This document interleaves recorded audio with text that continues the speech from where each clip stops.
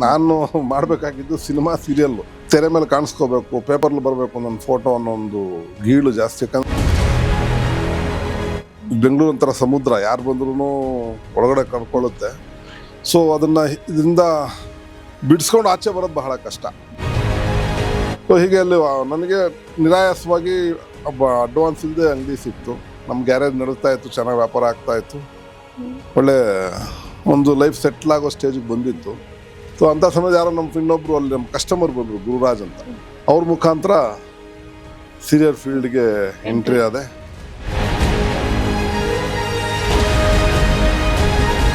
ಸುಪ್ರಭಾತ ಅಂತ ಒಂದು ಚಾನಲ್ ಹೊಸದಾಗ ಲಾಂಚ್ ಆಯಿತು. ಅವರು ಫಿಲ್ಮ್ಸ್ ಮಾಡಿಕೊಡಿ ಅಂತ ಒಂದು ಪ್ರಪೋಸಲ್ ಕೊಟ್ಟರು ಎಲ್ರಿಗೂ. ಇದೆಲ್ಲ ಇತ್ತಲ್ವಾ, ಸರಿ ಒಂದು ಸಿನಿಮಾ ಮಾಡೋಣ ಅಂತ ನಾನು ನಮ್ಮ ಫ್ರೆಂಡ್ ಸೇರ್ಕೊಂಡು ಅದಕ್ಕೊಂದು ಕೈ ಹಾಕಿದ್ವಿ. ಬಟ್ ಆ್ಯಕ್ಟಿಂಗ್ ನಮ್ಗೆ ಯಾರೋ ಅಷ್ಟು ಈಸಿಯಾಗಿ ಕೊಡ್ತಾ ಇರಲಿಲ್ಲ. ಅದಕ್ಕೋಸ್ಕರ ಇನ್ವೆಸ್ಟ್ ಮಾಡಿ ನೋಡೋಣಪ್ಪ, ನಾವೊಂದು ಒಳ್ಳೆ ಕ್ಯಾರೆಕ್ಟರ್ ಮಾಡೋಣ ಅಂತ ಮಾಡಿದೆ. ಈಗೆಲ್ಲ ಇಷ್ಟು ಸೀರಿಯಲ್ಗಳು ದುಡ್ದಿದ್ದೆಲ್ಲ ತೊಗೊಂಡು ಸಿನಿಮಾಗೆ ಹಾಕಿದೆ. ಸಿನಿಮಾ ಅದು ಚಾನಲ್ ಸಬ್ಮಿಟ್ ಮಾಡಿದೆ, ಮತ್ತು ಚಾನಲ್ಲೇ ಮುಚ್ಚೈತೆ.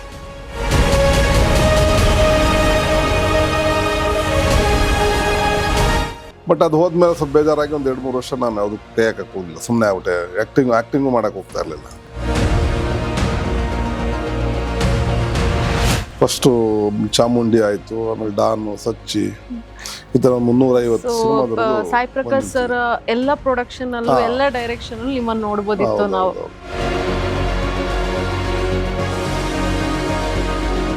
ನಿಮ್ ಮೇಜರ್ ಒಂದು ಬ್ರೇಕ್ ಕೊಟ್ಟಿದ್ದು, ಓಕೆ ನನ್ನನ್ನು ಹೊರಗಡೆ ಹೋದ್ರೆ ಜನ ಗುರುತಿಸ್ತಾರೆ ಅಂತ ನಿಮ್ಗೆ ಅನ್ಸಿದ್ದು ಪರ್ಸ್ನಲ್ ಆಗಿ ಯಾವುದೋ ಒಂದು ಫ್ಯಾನ್ ಬಂದು ನಿಮ್ಮ ಹತ್ರ ಹೇಳಿದಾಗ ಯಾವ ಮೂಮೆಂಟಲ್ಲಿ ಹಂಗೆ ಅನಿಸ್ತು ಸರ್ ನಿಮಗೆ? ಸಾರಥಿ ಸಿನಿಮಾ, ಡಿ ಬಾಸ್ ದರ್ಶನ್ ಅವ್ರ ಸಿನಿಮಾ ಸಾರಥಿನಲ್ಲಿ ಒಂದು ಒಳ್ಳೆ ಅವಕಾಶ ಸಿಕ್ತು. ಅದಕ್ಕೆ ಮೊದಲು ಬೇರೆ ಸಿನಿಮಾಗಳು ಮಾಡಿದ್ದೆ, ಬಟ್ ಅಷ್ಟು ಎಕ್ಸ್ಪೋಸ್ ಆಗಿರಲಿಲ್ಲ. ದರ್ಶನ್ ಸರ್ ಜೊತೆಲೇ ಇದ್ದಿದ್ದರಿಂದ ಅದು ಒಳ್ಳೆ ನನಗೆ ರೆಸ್ಪಾನ್ಸ್ ಸಿಕ್ತು. ಎಕ್ಸ್ಟ್ರಾ ದುಡ್ಡು ಮಾತಾಡ್ಕೊಳ್ದೆ ಮೂಟೆ ಹಾಕೊಂಡ್ಬಂದ್ಬಿಟ್ಯಾ? ರೇಷ್ಮೆ ಮೂಟೆ ಸರ್, ಮಳೆ ಬಂದ್ರೆ ಎಲ್ಲ ಹಾಳಾಗೋಗುತ್ತೆ ಅಂತ ರಿಕ್ವೆಸ್ಟ್ ಮಾಡ್ಕೊಂಡ್ರು ಅಂತ ರೂಲ್ಸ್ ಬ್ರೇಕ್ ಮಾಡಕ್ 500 kg ರೋಡಲ್ಲಿ ಓಡಾಡೋ ನನ್ನ ಮಕ್ಳೆಲ್ಲ ಟ್ರಾಫಿಕ್ನವ್ರನ್ನ ಎದುರಾಕೊಂಡ್ರೆ 100ಕ್ಕೆ 500 ಆಗುತ್ತೆ, 500ಕ್ಕೆ 1000 ಆಗುತ್ತೆ.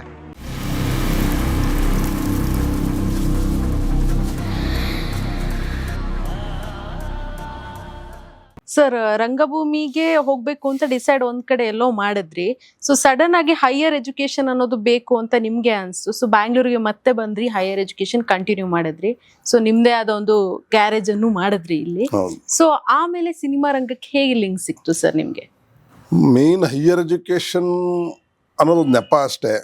ನಾನು ಮಾಡಬೇಕಾಗಿದ್ದು ಸಿನಿಮಾ ಸೀರಿಯಲ್ಲು ತೆರೆ ಮೇಲೆ ಕಾಣಿಸ್ಕೋಬೇಕು, ಪೇಪರ್ಲಿ ಬರಬೇಕು ನನ್ನ ಫೋಟೋ ಅನ್ನೋ ಒಂದು ಗೀಳು ಜಾಸ್ತಿ. ಯಾಕಂದ್ರೆ ನಮ್ಮ ಊರಲ್ಲಿದ್ದಾಗೆಲ್ಲ ಉದಯವಾಣಿ ಉದಯವಾಣಿ ಕನ್ನಡಪ್ರಭ ಎರಡೇ ಬರ್ತಾ ಇದೆ ಸಿನಿಮಾ ಪೇಜ್ ಅಂತ ಅವೆರಡರಲ್ಲೇ. ಸೊ ಆ ಪೇಜ್ ನೋಡುವಾಗ ಅಲ್ಲಿ ಆರ್ಟಿಸ್ಟ್ಗಳ ಫೋಟೋಗಳು, ಅವ್ರ ಹೆಸರುಗಳು, ಸ್ಟೋರಿ ಎಲ್ಲ ಬಂದಾಗ ನಮ್ದು ಒಂದಿನ ಈ ಥರ ಬರುತ್ತಾ ಏನೋ ಅಂತೂ ಬರ್ಬೇಕು ಅನ್ನೋ ಆಸೆ ಇತ್ತು. ಸೊ ಹಾಗಾಗಿ ಒಂದು ನೆಪ SLC PUC ಆದಮೇಲೆ ಫಸ್ಟ್ ಡಿಗ್ರಿ ಅಲ್ಲೇ ಕೊಳ್ಳೇಗಾಲದಲ್ಲಿ ಸೇರಿಕೊಂಡೆ. ಬಟ್ ಅದ್ಯಾಕೋ ಅದು ಮುಂದುವರಿಯೋಕ್ಕಾಗಲಿಲ್ಲ, ಈ ಕಡೆ ಬಂದೆ. ಇಲ್ಲಿ ಬಂದಮೇಲೆ ಟೆಕ್ನಿಕಲ್ ಕೋರ್ಸ್ ಸೇರಿಕೊಂಡಾಗ ಲೈಫ್ ಲೀಡ್ ಮಾಡೋದಕ್ಕೆ ಏನು ದಾರಿ ಅಂತ ಹುಡ್ಕೊಳ್ಳೋಕೆ ಪ್ರಯತ್ನ ಪಟ್ಟೆ. ಫೈನಾನ್ಷಿಯಲಿ ಸೊ ಬೇಕಲ್ಲ ಅದು, ಯಾಕಂದ್ರೆ ಒಂದು ಲೈಫ್ ಸೆಟ್ಲ್ ಆಗಬೇಕಲ್ಲ.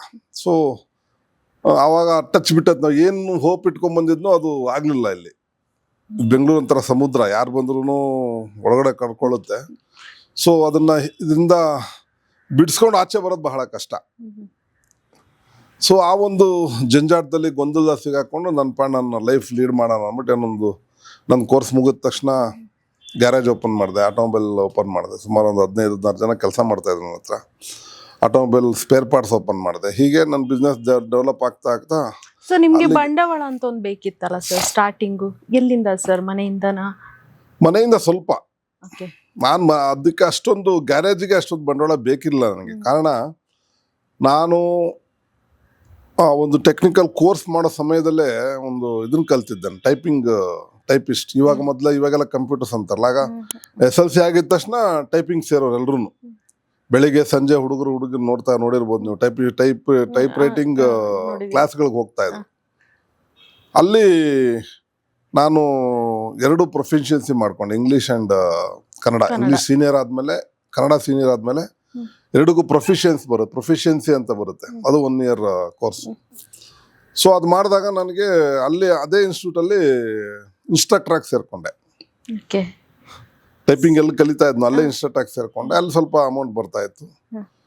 ಸೊ ಆಮೇಲೆ ಬೇರೆ ಎಲ್ಲೋ ವರ್ಕಿಗೆ ಸೇರ್ಕೊಂಡೆ, ಅಲ್ಲೊಂದು ಸ್ವಲ್ಪ ಅಮೌಂಟ್ ಬರ್ತಾ ಇತ್ತು. ಅದೆಲ್ಲ ಸ್ವಲ್ಪ ಚಿಕ್ಕ ಪುಟ್ಟ ಅಮೌಂಟ್ ಕೂಡಿಕ್ಕೆ ಆ ವರ್ಕ್ಶಾಪ್ಗೆ ಏನು ಬೇಕು ಅದು ಮಾತ್ರ, ಗ್ಯಾರೇಜ್ಗೆ ಏನು ಬೇಕು ಅದು ಟೂಲ್ಸ್ಗಳನ್ನ ಹಾಗೆ ಪರ್ಚೇಸ್ ಮಾಡಿದ್ದೆ.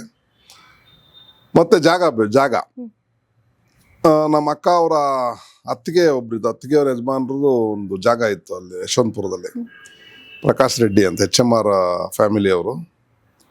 ಸೊ ಅವ್ರ ಹತ್ರ ಮಾತಾಡಿದಾಗ ಅವರು ವಿತೌಟ್ ಅಡ್ವಾನ್ಸು ನಮಗೆ ಒಪ್ಕೊಂಡು ಜಾಗ ಕೊಟ್ಟರು, ವಿತೌಟ್ ಅಡ್ವಾನ್ಸು. ಮತ್ತು ಸ್ವಲ್ಪ ದಿನ ವಿತೌಟ್ ಬಾಡಿಗೆನೂ ನಾನು ನಡೆಸೋದಕ್ಕೆ ಅವಕಾಶ ಮಾಡಿಕೊಟ್ರು. ಅದಕ್ಕೆ ನಾನು ಎಲ್ಲೇ ಹೋದ್ರೂ HMR ಫ್ಯಾಮಿಲಿಯವ್ರನ್ನ ಮತ್ತು ನಮ್ಮ ಬಾವನ್ನ ನೆನೆಸ್ಕೋತೀನಿ, ನಮ್ಮ ಅಕ್ಕ ಅವ್ರ ಯಜಮಾನ್ರನ್ನ.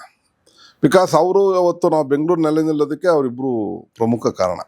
ಅವ್ರು ನಮ್ಮ ಸರ್ಸು ಹೊಂಜಿ ಅಂತೀವಿ ಅವ್ರಿಗೆ. ಅವರು ಈ ಒಂದು ನನ್ನ ಒಂದು ಬೆಳವಣಿಗೆಯಲ್ಲಿ ಅವ್ರದ್ದು ಆಶೀರ್ವಾದ ಇದೆ. ಸೊ ಹೀಗೆ ಅಲ್ಲಿ ನನಗೆ ನಿರಾಯಾಸವಾಗಿ ಅಡ್ವಾನ್ಸ್ ಇಲ್ಲದೆ ಅಂಗಡಿ ಸಿಕ್ತು, ಸ್ವಲ್ಪ ದಿನ ಬಾಡಿಗೆ ಇಲ್ದೇ ಅಂಗಡಿ ಸಿಕ್ತು. ಸೊ ನಾನು ಡೆವಲಪ್ ಚಿಕ್ಕ ಪುಟ್ಟ ಮಾಡ್ತಾ ಅದು ಅಂಗಡಿ ಚೆನ್ನಾಗಿ ಬೆಳೀತು. ಬೆಳೆದ್ಮೇಲೆ ಸ್ವಲ್ಪ ಹಣಕಾಸು ವ್ಯವಸ್ಥೆ ಚೆನ್ನಾಗಿ ಆಗ್ತಾವಂತು. ಹಾಗಾಗಿ ಇಲ್ಲೆಲ್ಲ ಚೆನ್ನಾಗ್ ಆಗ್ತಾ ಬಂತು ಸರ್. ಇಲ್ಲೆಲ್ಲ ಚೆನ್ನಾಗ್ ಆಗಿದ್ದನ್ನ ಎಲ್ಲೋ ಒಂದ್ ಕಡೆ ತಕೊಂಡೋಗಿ ಇನ್ವೆಸ್ಟ್ ಮಾಡಿ ಕಳ್ಕೊಳ್ತೀರಾ, ಆ ಮೂಮೆಂಟ್ ಹೇಗಿತ್ತು? ಈಗ ಅದು ಒಂಥರ ಸಹಜ, ಏನು ಮಾಡೋಕ್ಕಾಗಲ್ಲ. ನಮ್ಮ ವೃತ್ತಿ ಬಿಟ್ಟು ಬೇರೆ ಕಡೆ ಹೋದಾಗ ಬಿಗಿನಿಂಗಲ್ಲಿ ಅದೆಲ್ಲ ಆಗೋದು ಸಹಜ. ನಾನು ಹಂಗೆ ನಮ್ಮ ಗ್ಯಾರೇಜ್ ನಡೀತಾ ಇತ್ತು, ಚೆನ್ನಾಗಿ ವ್ಯಾಪಾರ ಆಗ್ತಾ ಇತ್ತು, ಒಳ್ಳೆ ಒಂದು ಲೈಫ್ ಸೆಟ್ಲ್ ಆಗೋ ಸ್ಟೇಜಿಗೆ ಬಂದಿತ್ತು.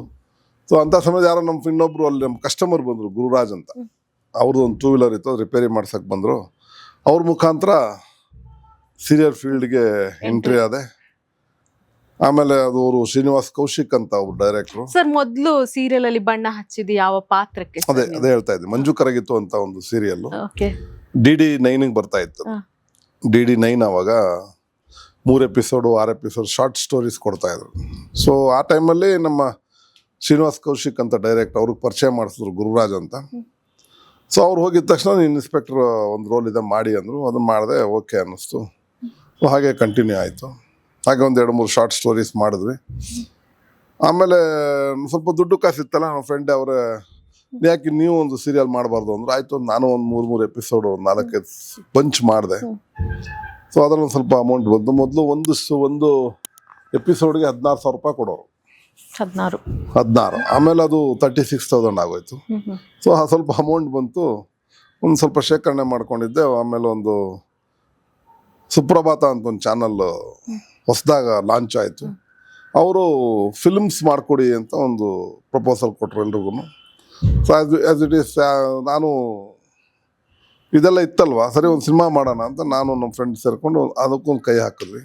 ಸೊ ಇಲ್ಲಿ ನಿಮ್ದು ಪ್ರೊಡ್ಯೂಸರ್ ಆಗ್ಬೇಕು ಅನ್ನೋ ಥೀಮ್ ಇತ್ತಲ್ಲ, ಆಕ್ಟಿಂಗ್ ಅಲ್ಲಿ ಮುಂದುವರಿಬೇಕು? ಆಕ್ಟಿಂಗ್ ಅಲ್ಲಿ ಮುಂದುವರಿಬೇಕಂತಿತ್ತು. ಓಕೆ. ಬಟ್ ಆಕ್ಟಿಂಗ್ ನಮ್ಗೆ ಯಾರು ಅಷ್ಟು ಈಸಿಯಾಗಿ ಕೊಡ್ತಾ ಇರ್ಲಿಲ್ಲ. ಅದಕ್ಕೋಸ್ಕರ ಇನ್ವೆಸ್ಟ್ ಮಾಡಿ ನೋಡೋಣಪ್ಪ ನಾವು ಒಂದು ಒಳ್ಳೆ ಕ್ಯಾರೆಕ್ಟರ್ ಮಾಡೋಣ ಅಂತ ಮಾಡಿದೆ.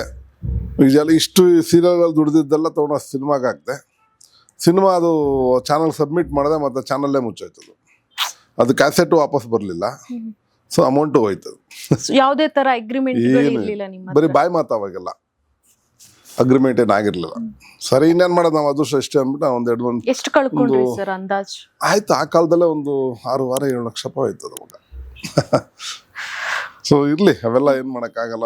ಒಂಥರ ನಮಗೂ ಎಕ್ಸ್ಪೀರಿಯನ್ಸ್ ಆಗ್ಬೇಕು, ದುಡ್ಡು ಕೊಟ್ಟ ಅನುಭವ ತಗೊಳ್ಳೋದು. ಆಯ್ತು. ಆಮೇಲೆ ಸ್ವಲ್ಪ ದಿನ ಬೇಡ, ಇನ್ನು ನಾವು ಪ್ರೊಡಕ್ಷನ್ ಕೈ ಹಾಕೋದು ಬೇಡ ಅಂತ ಬರೀ ಆಕ್ಟಿಂಗ್ ಮಾಡ್ಕೊಂಡಿದ್ದೆ. ಆಮೇಲೆ ಹೀಗೆ ಇನ್ನೊಬ್ರು ಎಸ್ಕಾಟ್ ಶ್ರೀನಿವಾಸ್ ಅಂತ ಒಬ್ರು ನಮ್ಮ ಸ್ನೇಹಿತರು, ಅವರು ಪರಿಚಯ ಆದರು. ಆಮೇಲೆ ಶ್ರೀನಿವಾಸ್ ಅಂತ ನಮ್ಮ ವರ್ಕ್ಶಾಪ್ ಹತ್ರನೇ ಒಬ್ರು ಇದ್ರು, ಸ್ಟಿಲ್ ಫೋಟೋಗ್ರಾಫರು.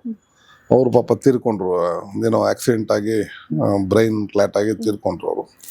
ಸೊ ಇವರಿಬ್ಬರು ನಮಗೆ ಸಿನಿಮಾ ರಂಗಕ್ಕೆ ಎಂಟ್ರಿ ಮಾಡಿ ಕೊಟ್ಟರು. ಸೊ ಹಾಗೆ ಫಸ್ಟು ಚಾಮುಂಡಿ ಆಯಿತು, ಆಮೇಲೆ ಡಾನು, ಸಚ್ಚಿ, ಈ ಥರ 350 ಸಿನಿಮಾದವರು. ಸಾಯಿ ಪ್ರಕಾಶ್ ಸರ್ ಎಲ್ಲ ಪ್ರೊಡಕ್ಷನ್ ಅಲ್ಲೂ ಎಲ್ಲ ಡೈರೆಕ್ಷನ್ ಅಲ್ಲೂ ನಿಮ್ಮನ್ನ ನೋಡ್ಬೋದಿತ್ತು ನಾವು.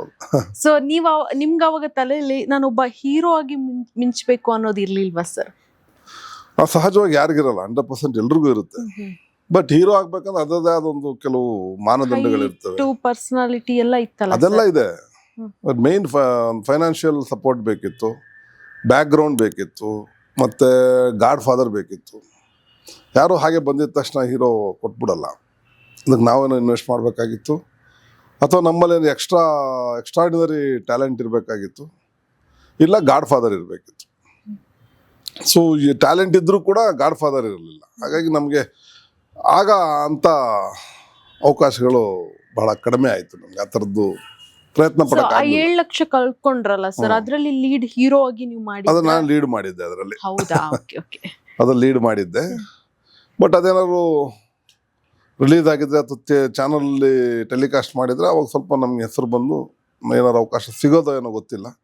ಬಟ್ ಅದು ಹೋದ್ಮೇಲೆ ಸ್ವಲ್ಪ ಬೇಜಾರಾಗಿ ಒಂದು 2-3 ವರ್ಷ ನಾನು ಯಾವುದಕ್ಕೂ ಕೈ ಹಾಕಕ್ಕೆ ಹೋಗಲಿಲ್ಲ. ಸುಮ್ಮನೆ ಆಗ್ಬಿಟ್ಟೆ. ಆ್ಯಕ್ಟಿಂಗು ಮಾಡಕ್ಕೆ ಹೋಗ್ತಾ ಇರಲಿಲ್ಲ.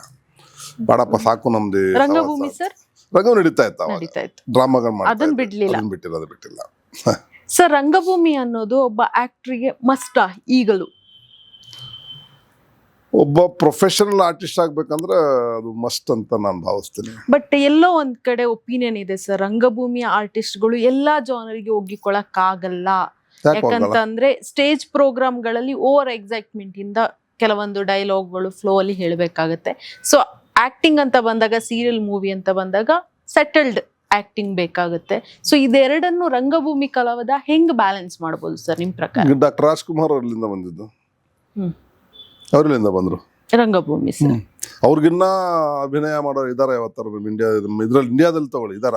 ಇಲ್ಲ ಸರ್, ಇಲ್ಲ. ಮತ್ತೆ ಹೇಗೆ ಬ್ಯಾಲೆನ್ಸ್ ಮಾಡಿದ್ರು ಅವರು? ಖಂಡಿತ.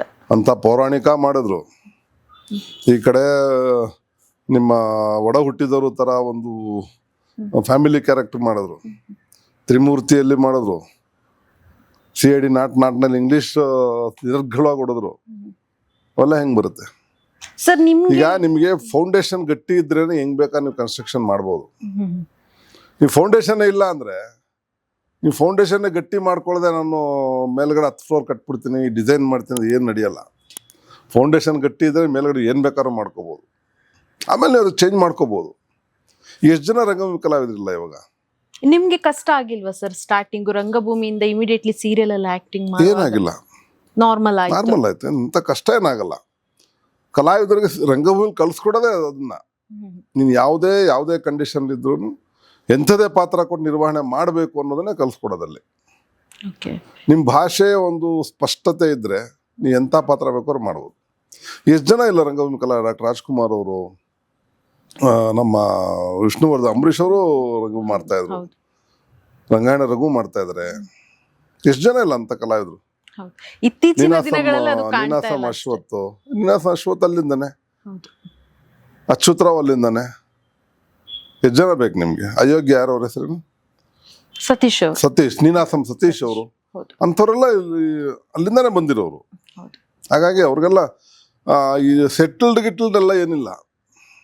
ನಾವು ರಂಗಭೂಮಿ ಬಂದವರು ಎಲ್ಲಿಗೆ ಬೇಕಾದ್ರೂ ಸೆಟ್ಲ್ ಆಗ್ತಾರೋ. ಎಂಥದೇ ಪಾತ್ರ ಕೊಡಿ, ಏನೇ ಸಿಚುವೇಶನ್ ಇದ್ರು ಅದು ತಕ್ಕಾಗ ಅವ್ರ ಪಾತ್ರ ನಿರ್ವಹಣೆ ಮಾಡೋ ಕೆಪಾಸಿಟಿ ಇರುತ್ತೆ ಅವ್ರಿಗೆ. ಓಕೆ ಸರ್, ಇವಾಗ ಸೀರಿಯಲ್ ಆಯ್ತು, ಸಿನಿಮಾಗೆ ಎಂಟ್ರಿ ತಗೊಂಡ್ರಿ ಸರ್. ನಿಮ್ಗೆ ಮೇಜರ್ ಒಂದು ಬ್ರೇಕ್ ಕೊಟ್ಟಿದ್ದು, ಓಕೆ ನನ್ನನ್ನು ಹೊರಗಡೆ ಹೋದ್ರೆ ಜನ ಗುರುತಿಸ್ತಾರೆ ಅಂತ ನಿಮ್ಗೆ ಅನ್ಸಿದ್ದು ಪರ್ಸನಲ್ ಆಗಿ ಯಾವುದೋ ಒಂದು ಫ್ಯಾನ್ ಬಂದು ನಿಮ್ಮ ಹತ್ರ ಹೇಳಿದಾಗ ಯಾವ ಮೂಮೆಂಟ್ ಅಲ್ಲಿ ಹಂಗ ಅನ್ಸ್ತು ಸರ್ ನಿಮ್ಗೆ? ಸಾರಥಿ ಸಿನಿಮಾ, ಡಿ ಬಾಸ್ ದರ್ಶನ್ ಅವ್ರ ಸಿನಿಮಾ ಸಾರಥಿನಲ್ಲಿ ಒಂದು ಒಳ್ಳೆ ಅವಕಾಶ ಸಿಕ್ತು. ಅದು ನನ್ನನ್ನು ಇಡೀ ಹೊರ ಜಗತ್ತಿಗೆ ಪರಿಚಯ ಮಾಡಿಸ್ತು. ಅದಕ್ಕೆ ಮೊದಲು ಬೇರೆ ಸಿನಿಮಾಗಳು ಮಾಡಿದ್ದೆ, ಬಟ್ ಅಷ್ಟು ಎಕ್ಸ್ಪೋಸ್ ಆಗಿರಲಿಲ್ಲ.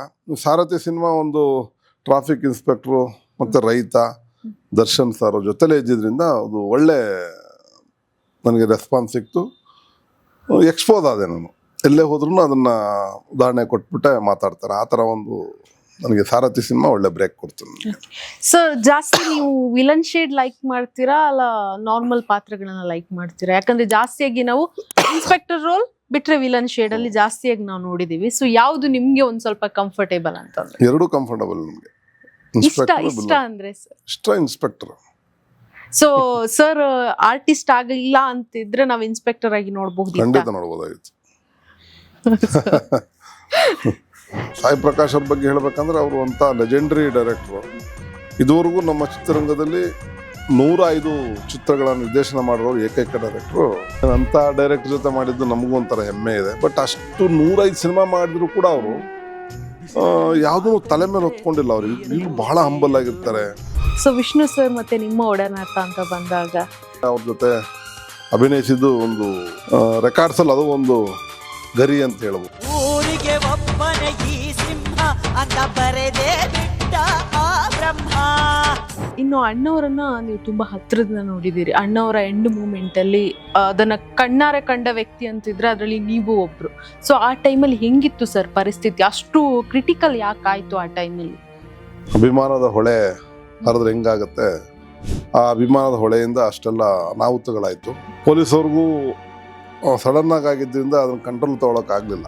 ಯಾವ ಮಾರಿದ್ರೋ ಅಥವಾ ಎಕ್ಸ್ಪೆಕ್ಟೇಷನ್ಸ್ ಇರಲಿಲ್ಲ ಅಷ್ಟೊಂದು ಗಲಾಟೆ ಆಗುತ್ತೆ ಅಥವಾ ಅಷ್ಟೊಂದು ಜನ ಅಭಿಮಾನಿಗಳು ಬರ್ತಾರೆ ಅನ್ನೋದು ಎಕ್ಸ್ಪೆಕ್ಟೇಷನ್ಸ್ ಇರಲಿಲ್ಲ. ನಮ್ಮ ಚಿತ್ರರಂಗದ ಒಬ್ಬ ಧೀಮಂತ ನಾಯಕ ನಟ ತೀರ್ಕೊಂಡಿದ್ದು ಡಾಕ್ಟರ್ ರಾಜ್ಕುಮಾರ್ ಒಬ್ರು. ಅದಕ್ಕೆ ಮೊದಲು ಯಾರು ಆ ಥರದ್ದು ಹೆಸರು ಮಾಡಿರಲಿಲ್ಲ ಇನ್ನು.